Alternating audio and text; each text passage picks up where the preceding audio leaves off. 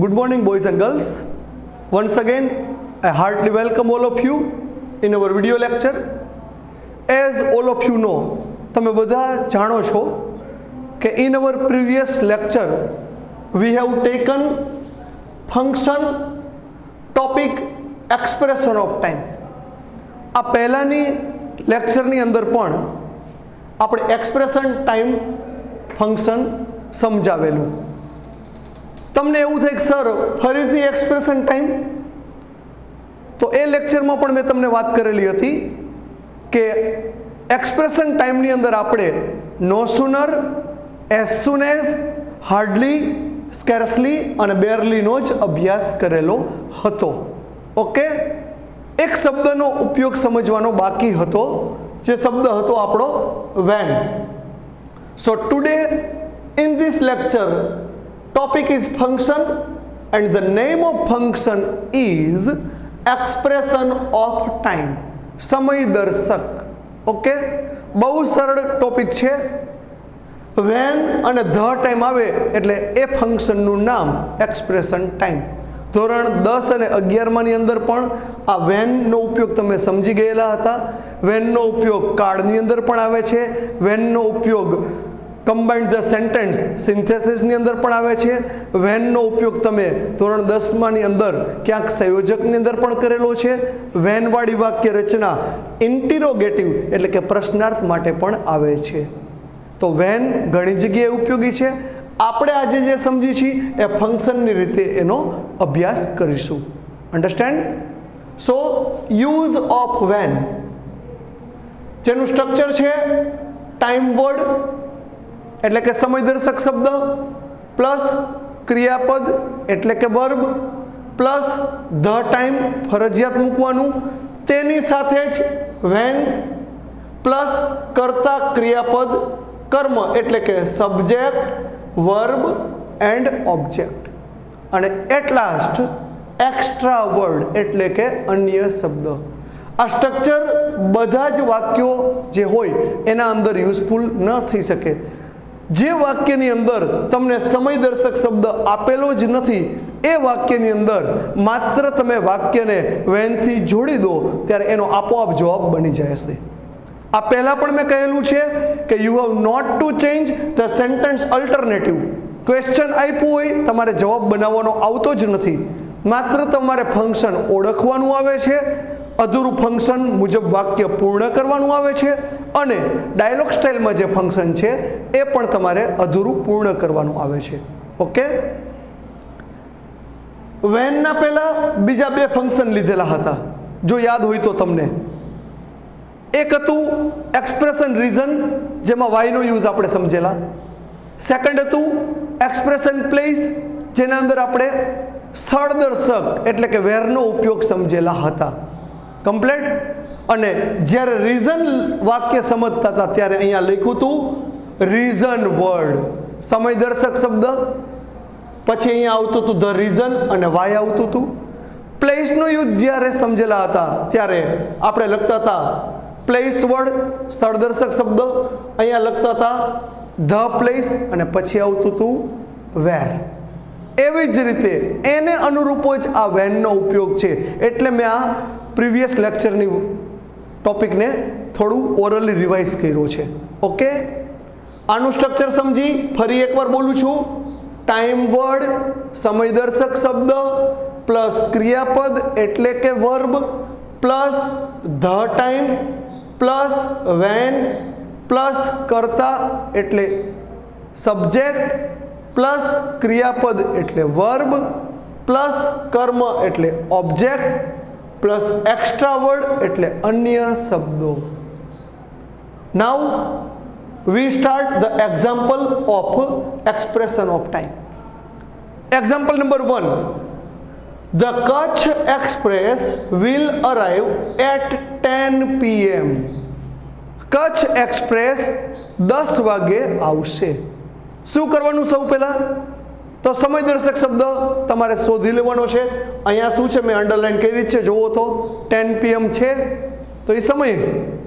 તો 10 PM will હતું એટલે ઇઝ મૂકશું. જો અહીંયા વુડ હોત તો અહીંયા શું મૂકે તો આપણે વર્બ તરીકે વોઝ. 10 PM ઇઝ સ્ટ્રક્ચર મુજબ ફરજિયાત ધ ટાઈમ સાથે when. 10 PM is the time when, પછી આખું જ વાક્ય યથાવત. The Kutch express will arrive. At જે છે પ્રિપોઝિશન ફોર્મેટની અંદર એને તમારે દૂર કરવાનું છે. Understand? Number 2, my brother will come in August. આ સ્ટ્રક્ચર સિંગલ સેન્ટેન્સ જે હોય એના અંદર આપણે યુઝફુલ છે.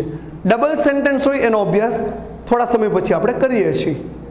My brother will come in August. સમયદર્શક શબ્દ કયો છે? તો August.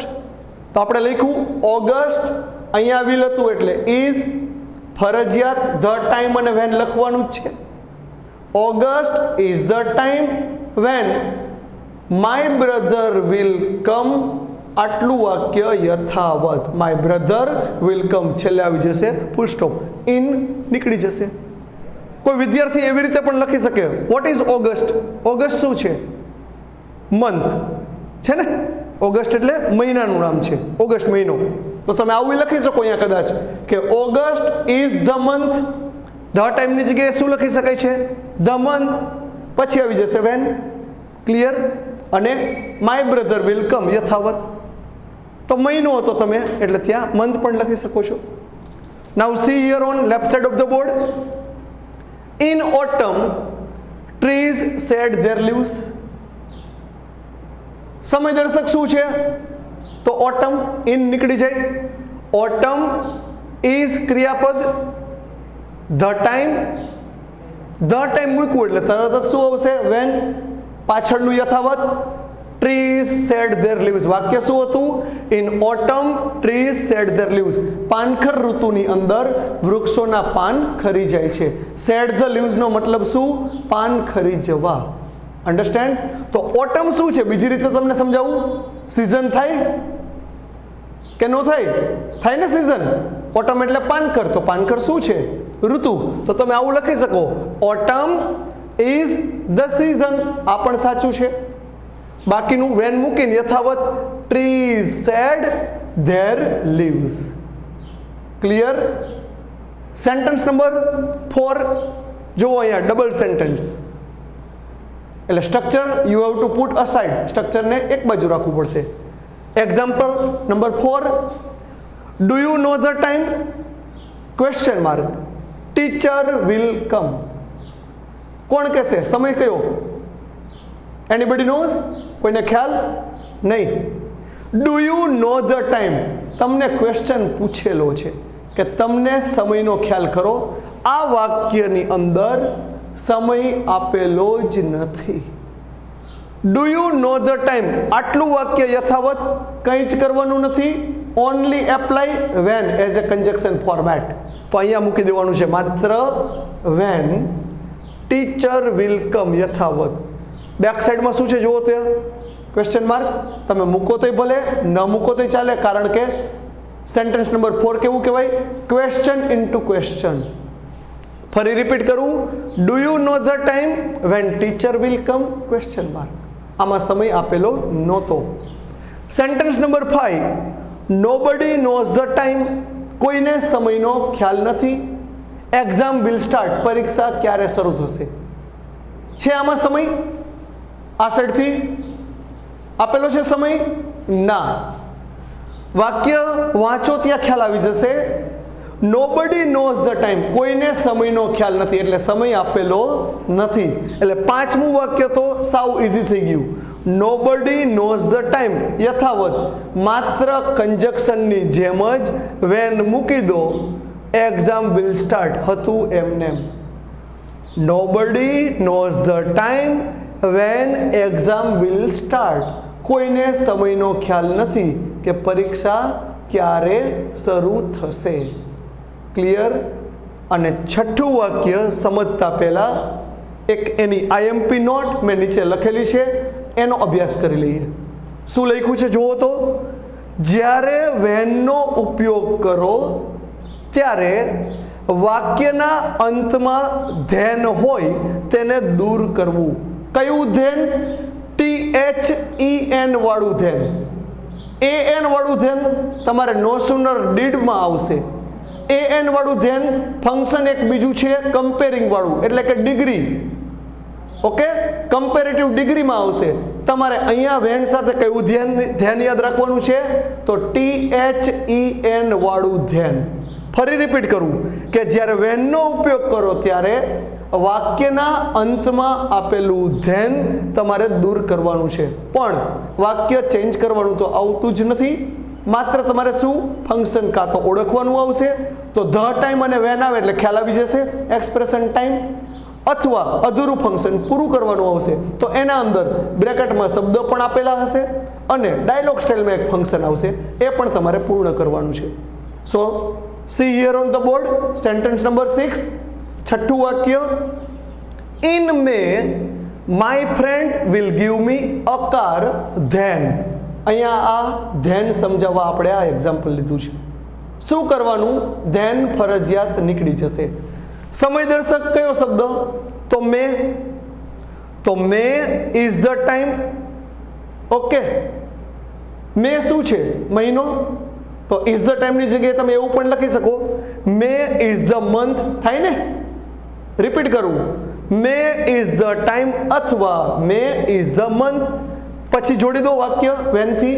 Van my friend will give me a car. અહીંયા વેન મૂક્યું એટલે વાક્યના અંતમાં આપેલું ધેન તમારે કાઢી નાખવું પડશે. ક્લિયર? તો આજનો ટોપિક કયો છે? એક્સપ્રેશન ટાઈમ, જેના અંદર વેનનો ઉપયોગ આપણે શીખ્યા છીએ. Okay, anybody doubt at all? કોઈને કોઈ ક્વેશ્ચન? નો?